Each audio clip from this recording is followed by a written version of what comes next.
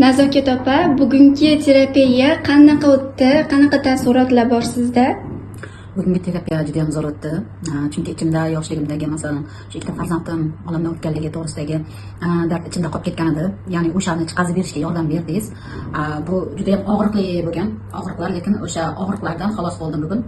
Juda ham xursandman. Ya'ni mana shunaqa chiroyli ofislarda, chiroyli joyda, shunaqa shinamgina xonada zo'r bo'lib menda shunaqangi ko'tarilish bo'ldi. Hali birinchi terapiyamiz. Shunaqangi zo'r emotsiyalaringiz, opajon, klientlarimizga nima deb tavsiya bera olasiz?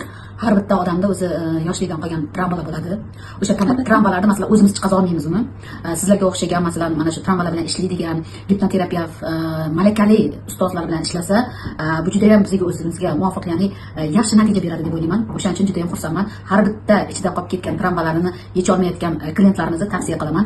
Kelinglar va ochilasizlar. Ya'ni bu yerda ko'p narsalarga amin bo'ldimki, ya'ni pul bloklari ham o'shani orasida ochilib ketdi. Ya'ni ichimda necha yillar mobaynida yotgan travmalarni yechib berdingiz, ochilib ketdi mana shular ham, o'zimni topa oldim desam ham bo'ladi.